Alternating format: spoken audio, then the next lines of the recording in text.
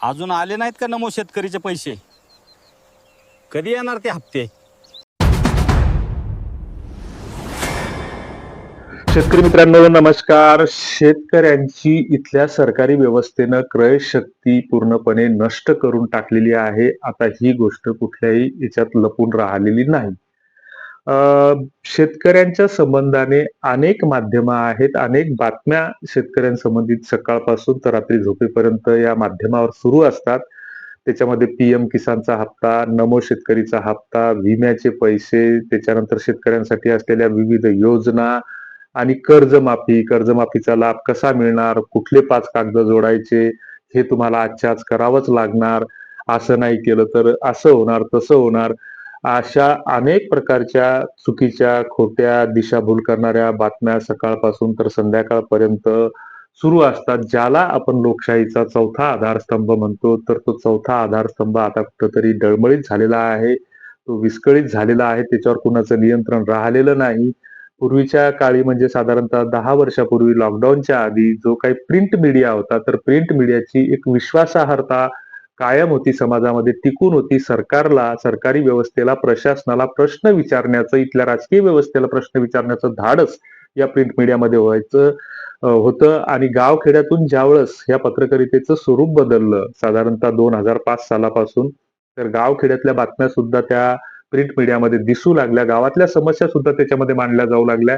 आणि त्या मांडल्या जात असताना मग शेतकऱ्याचे प्रश्न, शेतीचे प्रश्न हे त्याच्यावर मांडले जाऊ लागले. आणि ते मांडले जात असताना मग त्या गावखेड्यातील समस्याचं प्रतिबिंब त्याच्यामध्ये उमटत असताना त्याची कुठेतरी प्रशासनाकडून, शासनाकडून, राज्यकर्त्याकडून दखल घेतली जाऊ लागली. आणि दखल घेतली जात असताना कुठेतरी शेतकऱ्यांना न्याय मिळत होता. मग गावखेड्यातून एखादा पत्रकार, एखादा वार्ताहर किंवा एखादा वृत्तसंकलक ज्यावेळेस एखाद्या पत्रकारासाठी, एखाद्या पेपरसाठी, त्याच्या वृत्तपत्रासाठी बातमी पाठवायचा, तर ती बातमी पाठवत असताना तो बातमी लिहून पाठवायचा, त्याचे फोटो वगैरे, पुरावे वगैरे सोबत पाठवायचा. आणि मग त्याच्यानंतर त्या वर्तमानपत्राच्या संपादकीय विभागामध्ये गेल्याच्या नंतर त्या बातमीवर संपादकीय संस्कार व्हायचे. म्हणजे बातमीमध्ये काही चुकीच्या गोष्टी असतील तर त्या काढून टाकल्या जायच्या, त्याची काटणी, छाटणी, धाटणी, वाढवणी केली जायची. आणि मग दुसऱ्या दिवशी ती बातमी योग्य न्याय देऊन त्या वर्तमानपत्रात छापून यायची. मात्र आता तसं काहीच राहिलेलं नाही. पत्रकार हे दगडाखाली गल्लीबोळात झालेले आहे. लोकशाहीच्या जो काही चौथा आधारस्तंभ म्हणतो आपण त्याला, तो आता बाजारस्तंभ झालेला आहे. आणि मग हे गल्लोगल्ली एवढे पत्रकार झालेले आहेत की आपण, तुम्ही, आम्ही शेतकरी, कष्टकरी, महिला कुठेतरी अगतिक झालेलो आहोत, लाचार झालेलो आहोत.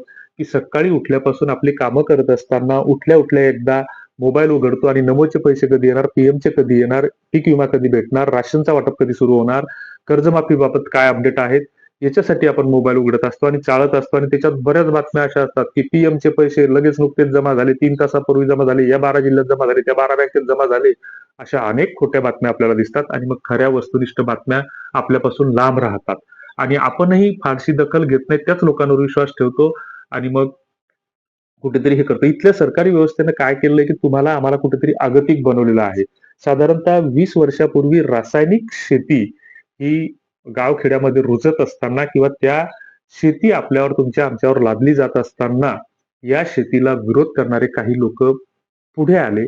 मग त्याच्यामध्ये काही नावं आहेत जे दिवंगत अकोला कृषी विद्यापीठाचे जे काही वाबा राहुरकर होते, राम कळसपूरकर होते, देशोन्नतीचे संपादक जे स्वतःला शेतकरी नेते लोक म्हणतात, तर ते शेतकऱ्यांसाठी तळमळीनं काम करणारे प्रकाश पोहरे होते. त्याच्यानंतर पद्मश्री ज्यांना पुरस्कार भेटला तर असे सुभाष पाळेकर होते. आणि मग त्यांनी जी काही नैसर्गिक शेतीची संकल्पना मांडली होती, तर ती संकल्पना आपण स्वीकारण्याऐवजी कुठेतरी धुडकारून टाकली. आणि मग आपल्याच लोकांनी या चुकीच्या, इथल्या ज्या लोकांना रासायनिक शेती तुमच्या आमच्यावर लादायची होती, तर त्यांनी झिरो बजेट नैसर्गिक शेती ही संकल्पना मांडली होती. तर झिरो बजेट शेती संकल्पना काय होती की ते काही वेगळं नव्हतं.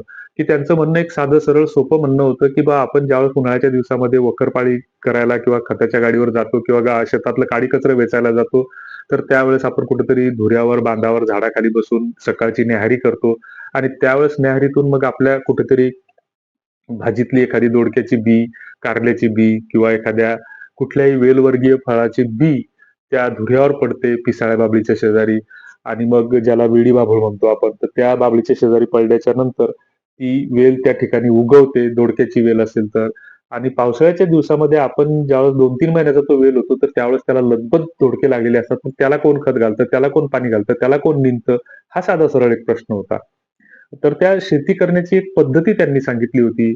मग त्याच्यासाठी जे काही वेगवेगळे घरगुती उपाय सांगितले होते, तर ते सगळे धुडकारून देऊन आपण रासायनिक शेती स्वीकारलेली आहे आणि मग शेतीचं नॉलेज तुम्हाला आम्हाला त्याच्यातलं काहीच नसतं.